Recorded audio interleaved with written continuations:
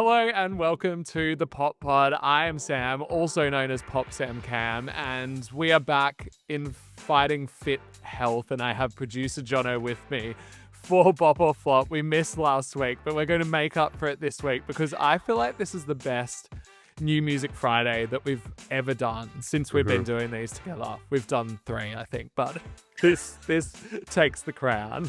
Hi, Jono. How are you? In the last 3 weeks, it's been crazy. I'm so glad to be back. I missed it. I know, it felt very sad last week. We were in the wars. Jono had COVID. I threw a medicine ball at my chin. So there was a lot going on, but we're back. And I feel like this is the perfect time to be back because we have new music from Addison Rae, Ava Max. I don't know why Ava Max came up second for me, but Addison Rae, Ava Max, Miley Cyrus, Tate McRae. There is so much going on today, and we're just going to get straight into it. I just only have one news item to share with you, which is that Fifth Harmony are reuniting without Camilla, reportedly, which I don't know how you feel about this. I know like Fifth Harmony is more of an American thing and you're more of a Little Mix side thing, but this feels like the stupidest thing that Normani could ever do. Like, this is the nail in the coffin, surely. I mean, the thing is, though, she'll actually maybe release music, so that's a positive. Apparently, they're just making a documentary about their return to pop music.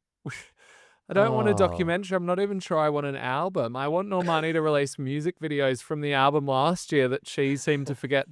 There must be something going. I'm convinced there's something going on. She's stuck in some terrible contract. That's what it has to be, because at this point it's just career like suicide. Otherwise, it is. And who is her team? Like, why are they doing this to her? I feel like she's so talented, and I know you love the album, but I just feel like, yeah.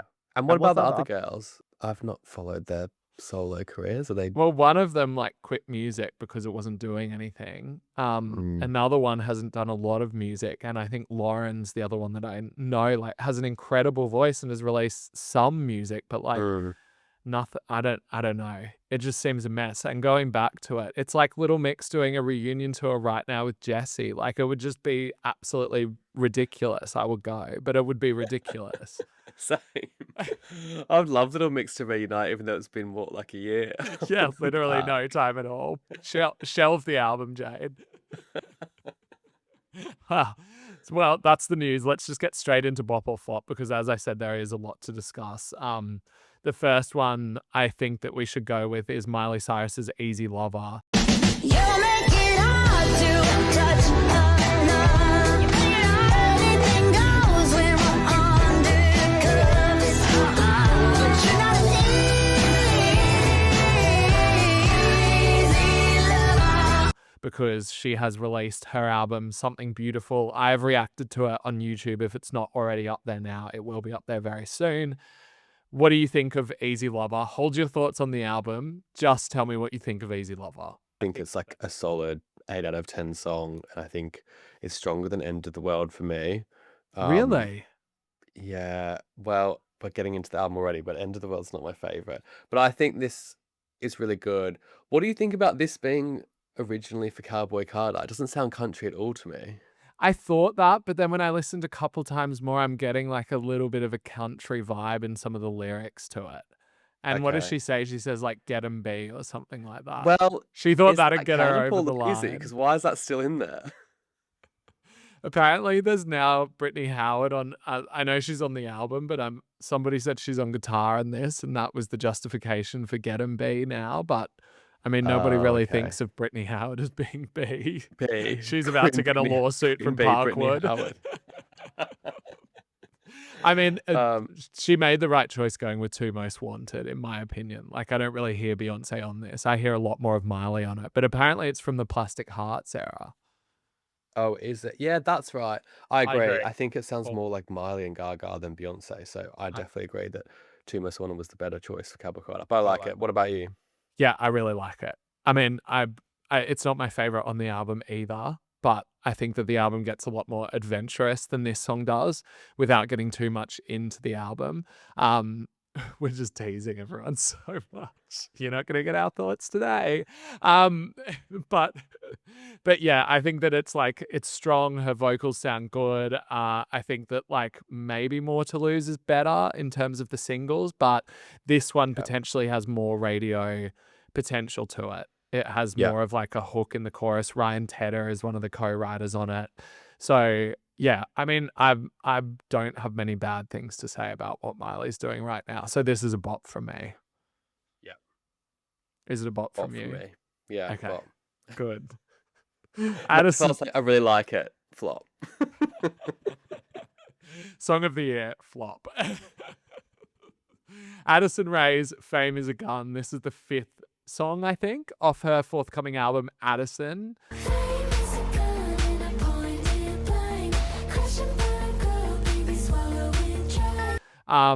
Takes another kind of tonal shift to the rest of the album, I think, but I really don't think she's put a foot wrong. I like how she's playing with this idea of being the it girl, and like particularly on High Fashion she did too, but it's not in like a braggadocious way. It's in a way of like, fame is going to consume me and kill me. Like there's something so weird and wonky and warped and creepy about the way that she delivers that kind of sentiment on this song that I really, really like. I don't think it's I think that Headphones On for me is the strongest single so far, like post Diet Pepsi, but I do really like this one as well. Yeah, me too. And I totally agree about, I was shocked when it first played. I was like expecting a Headphones On part 2. And I was like, it's giving Kylie Minogue. I was quite shook. It is giving Kylie. I was trying to think of who it was reminding me of. Actually, the Addison trajectory in general, I feel like could be very Kylie. I agree. I think it is. She's willing to take risks, and she's got the like gaze on side from day one. Yeah, she just like, yeah, that's very true, actually. I'd never thought of the two of them together. I feel like a collab would actually make sense for both of them. Yeah. Kylie get on the Agree. remix of Fame is a Gun. Yeah, she actually should. That'd be a slay. What Addison else is she Rae, doing? what do you Just think? on a world Should we tour? get Kylie on Famous Gun? Definitely. But I'm excited for this album next week. Given that she's just given us so many different vibes for each single, like I really can't tell where the rest of the songs on the album is going to go. Like I'm not going to be surprised if we get a drum and bass banger, you know? Same. Also, when she was releasing another single, I was like, just drop the album. And then I listened, I was like, well, actually, this worked because I'm more excited for the album now. So what do I know? That's the point. That's music marketing for you. I mean, I wondered if like Miley should have released Easy Lover last week instead of coupling it in with the album. We'll never know. I kind of like coupling with the album though, because then it draws people in to then listen to the album. That's true. Okay, the next bop or flop is Lorde's Man of the Year. Who's gonna love me like this? Who could give me like this? Where he flowed down through me. This is the second single from her forthcoming album, Virgin, follows on from What Was That? And for everybody saying that she was reheating her melodrama nachos, have this, you little bitches, because this is giving more solar power with like, but she's sitting on the beach and it's dark and it's cold. That's what I'm getting from this song. What do you think? Bop or flop then? Oh, I was trying to tease you so you would give me your opinion first. Oh, fine. I thought that was all you had. You're like, just rehating, not melodrama, and that's it. I disagree about the melodrama thing. I think this is reheating melodrama nachos, but not in a terms of like derivative way. I think it's just, this seems like a sister album to melodrama to me. Really? I don't get melodrama from this song at all. Yeah, but Sam, literally listening to your episode this week where you dive into melodrama. Oh, you're going to throw my words back in my face. I know. Here we go. Using your words against you. My number one superpower. No, but Green Light was first.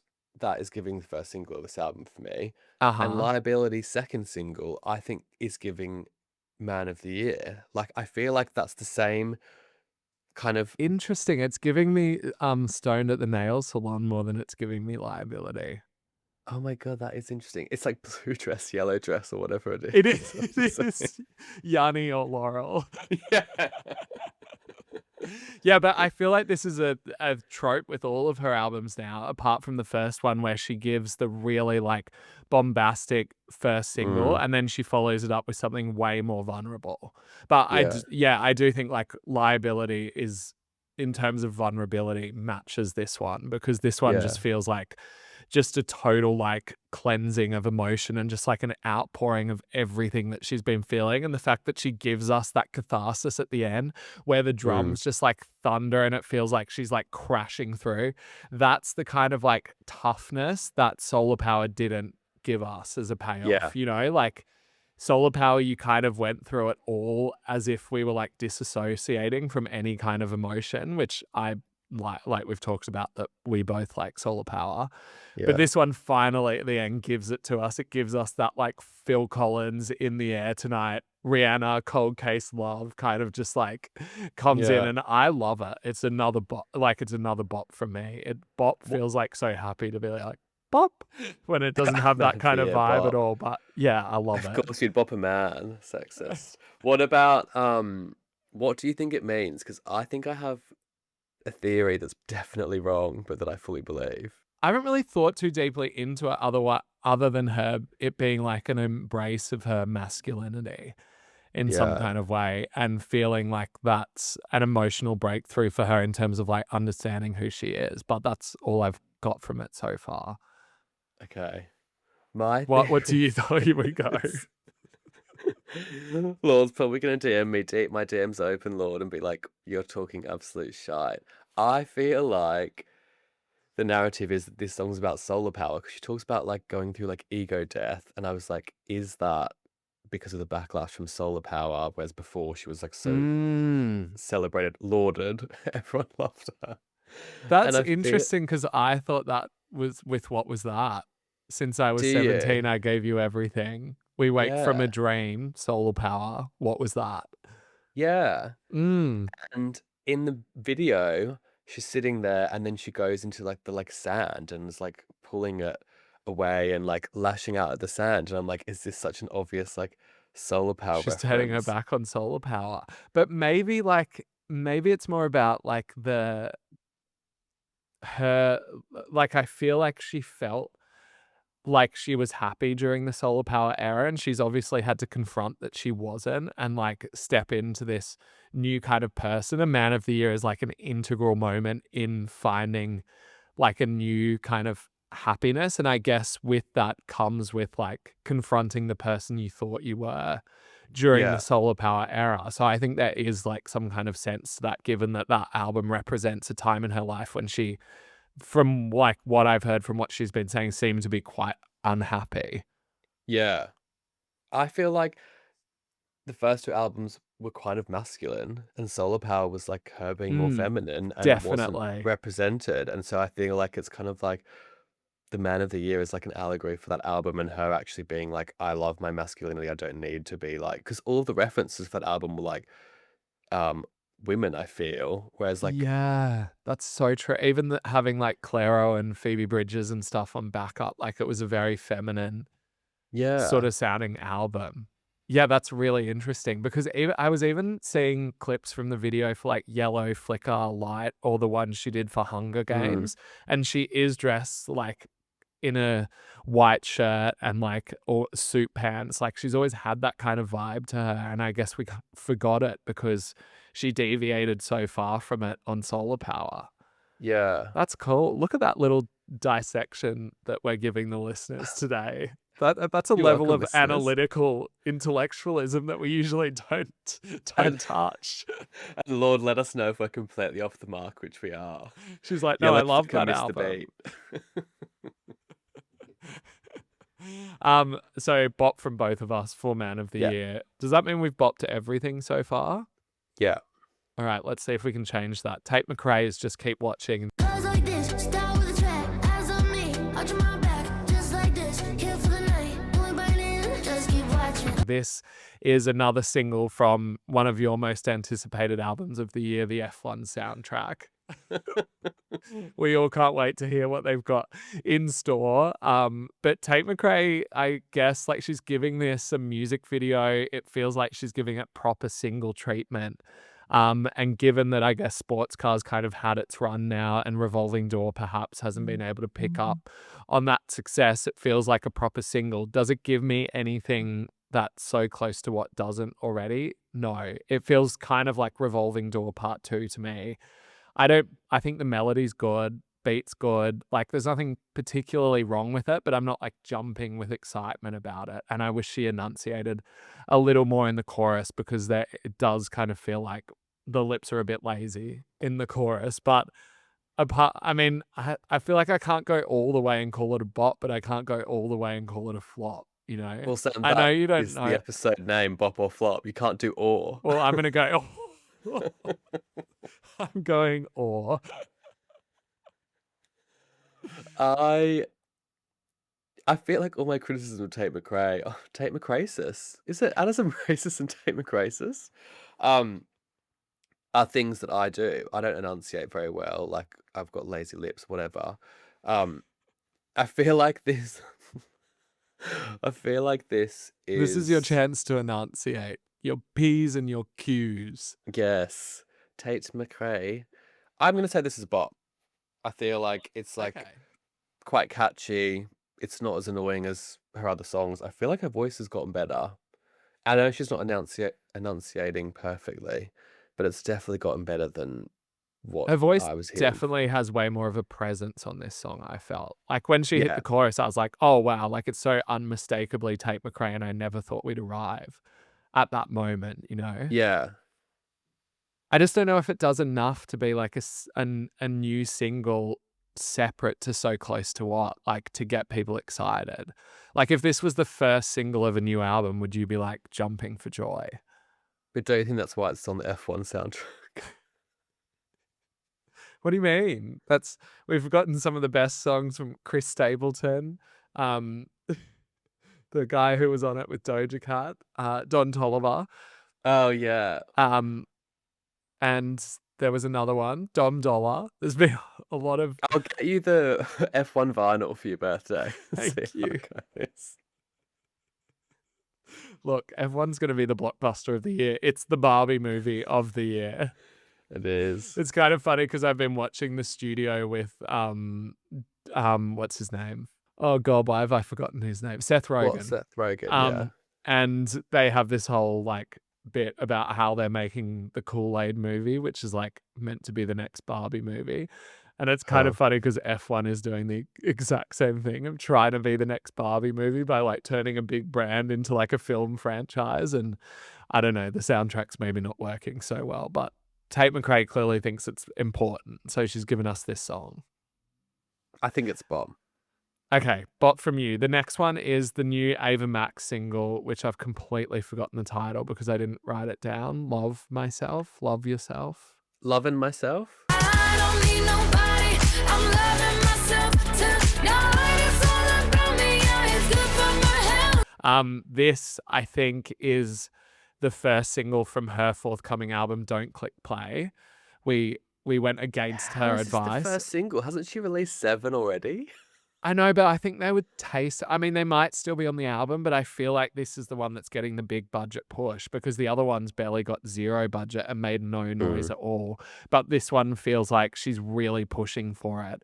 For me, it's like it's another Ava Max. And I feel the same about Tate McRae as I do about this song, in that like it's enjoyable. I liked the beat, but it doesn't do enough different for her last album for me to like signal a new era for her. You know, like it just feels like it's all blending into one. And given that people have this criticism for her, like you would have thought she would have come out of the gates with something that would really shock people.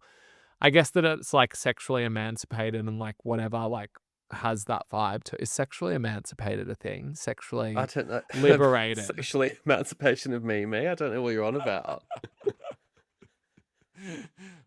Yeah, it's like I'm gonna go bop with this. I enjoy it. I'll play it again, but I'm not like thinking that this is a bold new era for Ava.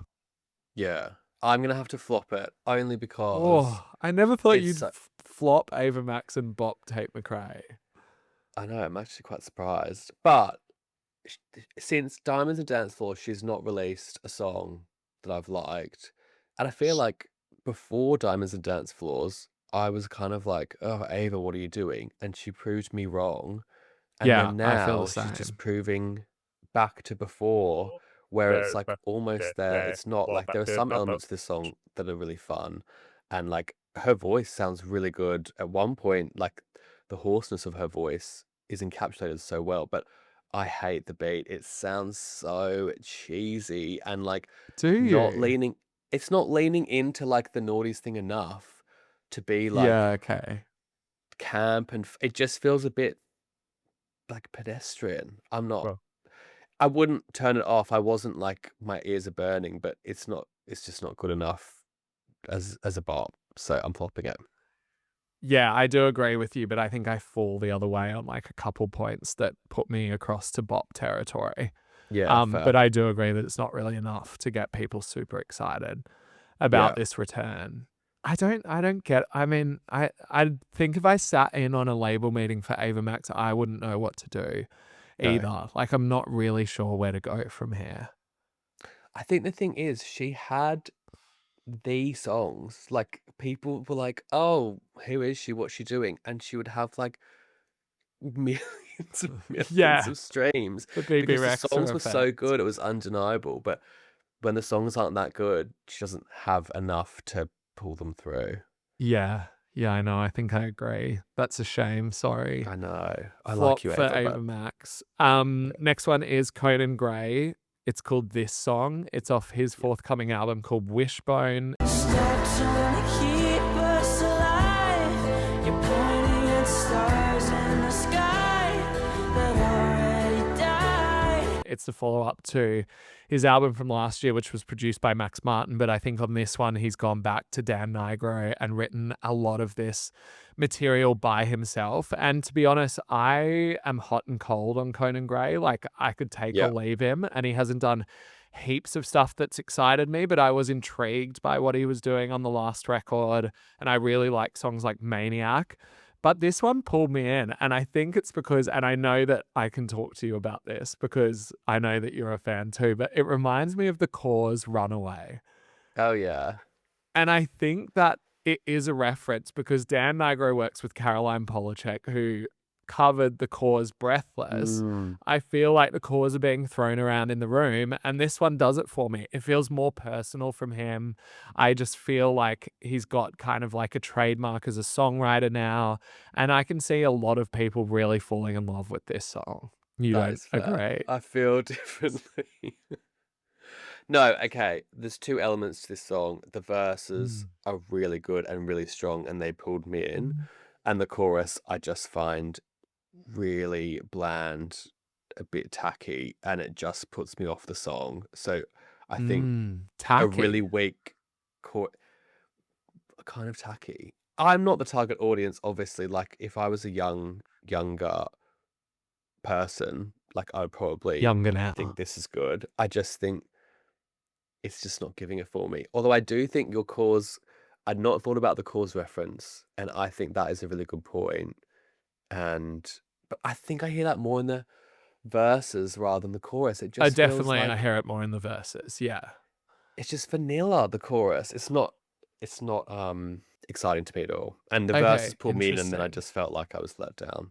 Because I felt like the flopping chorus Conan. were kind of folklore-esque in that they don't really hit you over the head on the first time, but I don't know, I was intrigued by it. I was endeared by it. I just felt like it sounded a bit lazy. Interesting. Okay, so you're flopping this. I'm flopping it. You literally bopped Old Phone by Ed Sheeran and you're flopping this. Yeah, if you have a bad chorus, it's going to be pretty difficult for me to bop you. And this is a terrible chorus. All right, well, Chorus Gray. I sort was it really out. relieved last week that we didn't do Bop or Flop because there was Benson Boone's Mama's song, and I was like, oh, I'm going to get fucked over if I hate this from you. Okay, the next one is Eli's Marianne.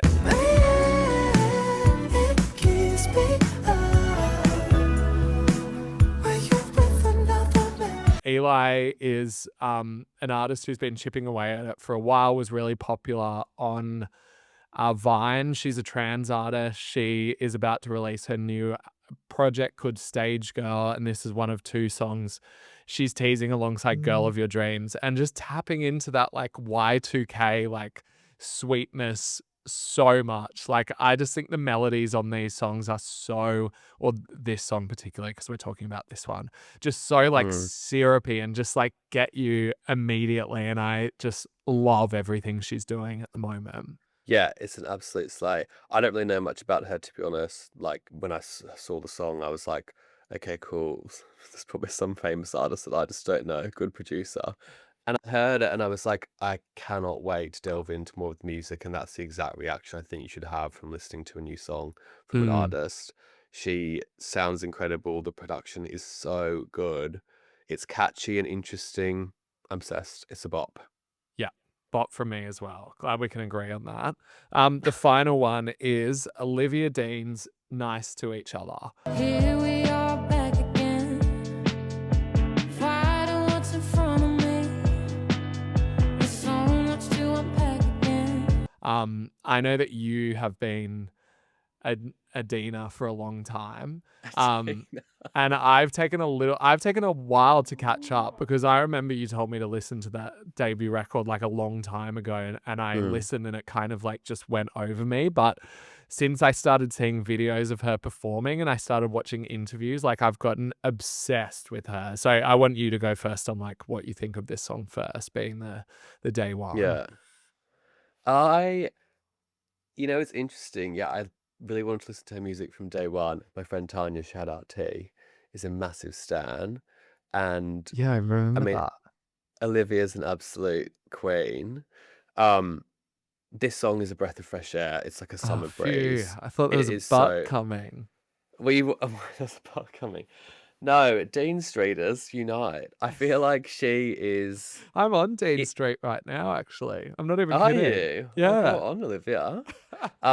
She's in her bag. She's in her element. Like, also, I do think a song like this is actually quite hard to pull off. She makes it sound easy, but she hooks you in with her voice, like the texture, the timbre, whatever the technical term is. Like, it's someone help us out in the comments if you know, because I know where you're going with it, but I have no idea.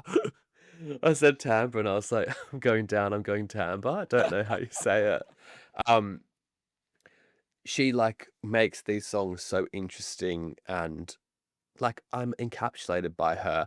Like, whether I'm seeing a video of her performing it live, like I know you loved the one where she was like twirling around, or even just listening, she sells it, and I feel like she's a star. I just love her. What do you think? There's so little music right now that just does feel like a breath of fresh air and feels uncomplicated and optimistic and warm. And the reason I started thinking about this is because I was thinking about like the original Bridget Jones's soundtrack, and you had like things like Out of Reach, Gabrielle and stuff. And then when Olivia Dean ended up on the one for the new movie, I was like, it just makes so much sense, because she embodies that kind of soul sound that we've lost for so long. And she just brings it back. And this song again, it's just like not overcomplicated. The emotions are so direct. Her voice is just like beautiful and warm, and you just like get that fuzzy feeling immediately. And like there's nothing wrong with music that does that. It's not trying to reinvent the wheel or like do something incredibly real. Like it's so rooted in like 70s Motown sounds, but she just does it so well. And honestly, my feelings towards Olivia Dean, like from this time last year to now, I don't think I've had a bigger backflip on anybody since I decided I liked Billie Eilish after trashing her good name to everybody who would listen. So I've just like gone from total nonchalance to being like a full-on stan of her. I love her. Yeah. My biggest regret at Glastonbury is not going to see her. I think I went to see like Barry Can't Swim and couldn't even hear him. And my friends who went were like, she was amazing. And I was like, I actually don't want to hear it. I'm so jealous. I've had like 10 opportunities to see her and I've passed up every opportunity. And then when I started seeing those videos, like they literally were coming up on my feed like 2 days after I didn't see her at Laneway in Australia. And I was like, God, you're a fucking idiot. Like let's heed our warning. If you have the chance to see Olivia Dean, bloody go and see her. Otherwise, you'll be fools like us. You'll be sitting here like us. Yeah. Like, now I've got to soothe my wounds by going to see Beyonce tonight. Again. Again. You actually do have to soothe your wounds. You've got a bloody chin injury. Well, last time I went, I couldn't really sing because I was worried that my chin was going to open up and I'd just be spurting blood over everyone. Yeah, but that's good for the crowd. They don't want to hear you sing at all. Well, they're going to hear it tonight. Let me tell you. I'm doing all 8 octaves of Love on Top. Love on bop or flop. Do you have a throwback bop or flop? Because I forgot, but I can think of one. Yeah, I realised we forgot, but I thought of one just before. Okay, perfect. Go for it. Do you want me to go first? Yeah. I just went with the theme of it's not a long throwback, but and I know how you feel about this song. Ava Max, Maybe You're the Problem. But with you, it's always my fault and your short views. Just like a time bomb, and I think you should take a second just to look at your reflection, baby. Maybe you're the problem. Because I feel like this is one of the best pop songs of the 2000s. Yeah, till it's now, this phenomenal. millennia. And I feel like it's so underrated because if Carly Rae Pardon? Jepsen released this, all the gays would be like, it's one of Carly's best songs. I feel like if Addison Rae released this, it would be like this crazy, like famous song. And I feel like it's what's the word? Unjustly like not listened to as much. Yeah. I feel when I hear the beat and like the tempo, maybe that's what I'm missing from her new song. Like the tempo's so upbeat, I can't help but like sprint around the house like a toddler, and that's Yeah. hard to encapsulate. I'm not very fit. It's like that, like, I'm so excited kind of like vibe Yeah. that was done so many times at that point. Like Little Mix did it on like Breakup Anthem or Breakup Song, and then Yeah. Zara Larsson did it with Can't Tame Her, but Ava Max did it the best with Maybe You're the Problem. It's so the good, and best. it totally turned me into a slaver for like that whole era, and then she lost me again. I need to Not a come back slave around. of Max. But yeah, So maybe Addison Rae, Tate McRae, and Slave of Max. This podcast is going to be cancelled in 2 minutes. look, we're just giving marketing opinions. People need to take our advice. My throwback song is "Gotta Get Through This" by Daniel Bedingfield. I gotta get through this. I gotta get through this. I gotta make it through. Because, do you know it? Yeah. Why are you laughing? Because it's the most random throwback I've ever heard.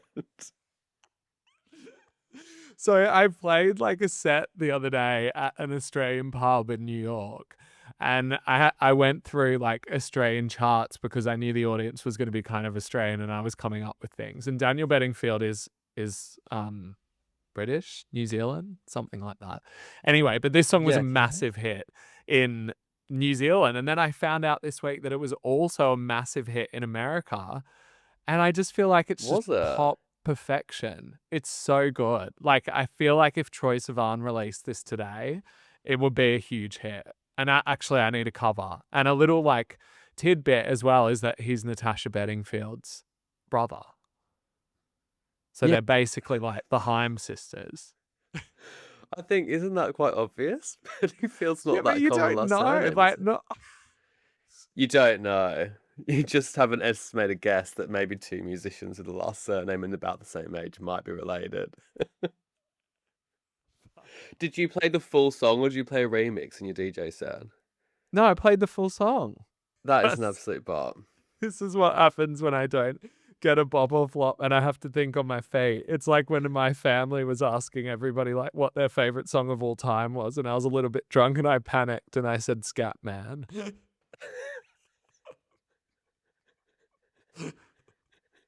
Which, to be honest, it was like Just Fleetwood ruining all your Mac, credibility. the Beatles, Stevie Wonder, and Scat Man. I Wait, stand by. Sam, before we move on, I've got to ask you, our fans have been asking, where is Calvin Harris's song? 2 weeks ago, you said it jumped up 70 spots to like 94, and then you were like, I bet you'll continue to rise. Has it risen? No, but it is in the top, it is in the top 10 in the UK, so you'll be hearing it a lot this summer. I Oh, for won't be God's hearing it at sake. all, but you will. It's still bubbling under in the US, but prime here. I've just been faced with nothing but bullying for the last 5 minutes of this podcast.